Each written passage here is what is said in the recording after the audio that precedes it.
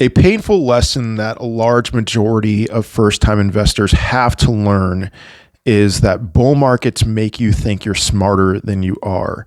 There's something famously that happens on X that, a little bit more sober-minded people will call out, and that's when things get really hot. We enter into this phase called everyone is a genius season, where it just seems like everyone knows everything there is to know about crypto, and you have all these people posting on X about, I called this crypto and I knew, I was absolutely convinced it was going to do a 10x gain, and look at what happened. And here's my track record all of a sudden on all these cryptos that I called and they went up so much, and yada yada. Everyone looks like a genius, and you're going to think everyone's a genius. And the worst thing that you can do is think that you're a genius, that all of a sudden your IQ is 10 to 20 points higher than it actually is. Because on the other side of that, that's going to get you wrecked. Here's what the error that most people make in a situation like that. They start making adjustments in their lives as if this is some kind of a new norm. I've talked about this before, but the worst thing that you can do during a bull run is take on some new recurring expense. Probably the worst thing that you could do is take out some kind of a car payment, especially if you turn $10,000 into $1 million and then take out a car payment to buy a Ferrari or something. I don't know.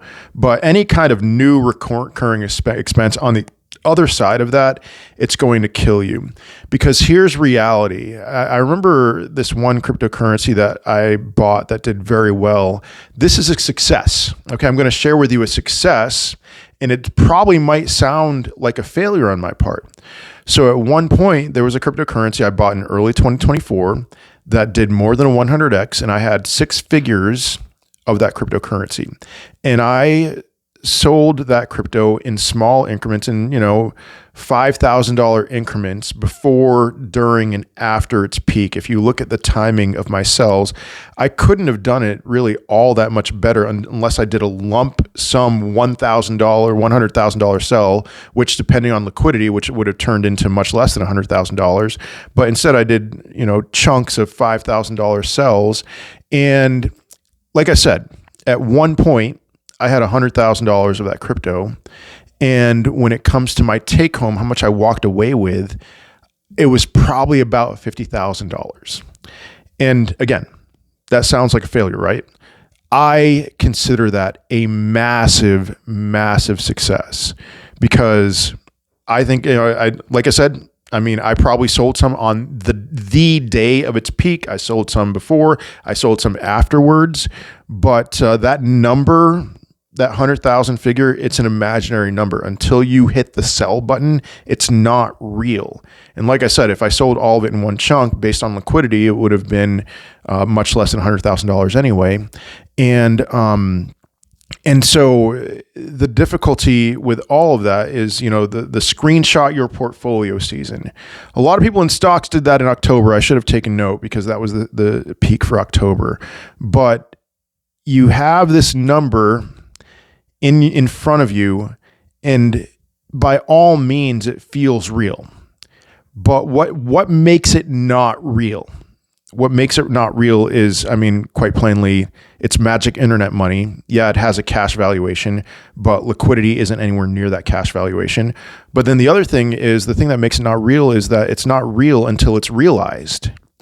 And you're never going to hit sell at some magic number, because when you get to that magic number, there is actually a potential that that magic number could be 10 times higher than what the number is on your screen, which is why you should, in my opinion, just sell in small chunks, because you could end up missing out on something massive. You actually could end up missing out on something massive. And when your hand is hot, there is some truth to this idea that you should ride the hot hand.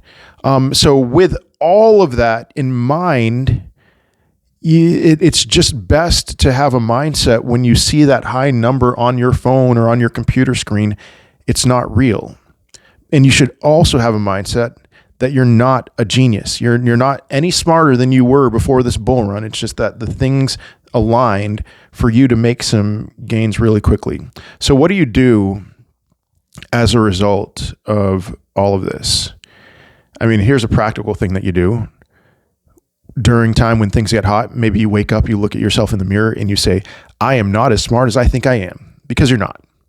And you look around at all these people claiming that they're smart, all these influences on X, wherever, and you don't just rip on them, but you also have to acknowledge they are not as smart as they think you are. They're not as smart as you're tempted to think that they are, that we're just in a hot streak. That's really it. And then if you can be sober-minded about it and not acquire any new dreams, okay, that's a killer. That is an absolute killer. The bull run comes, you're making these life-changing gains.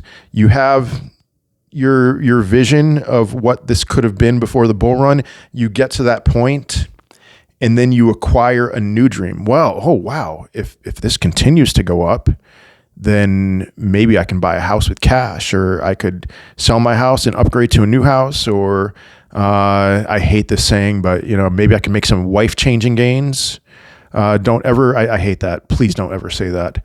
And that new dream territory is a very dangerous place to be. You're not smart, not as smart as you think you are. You're not going to in new dream territory. You're not going to make as much as you think you will.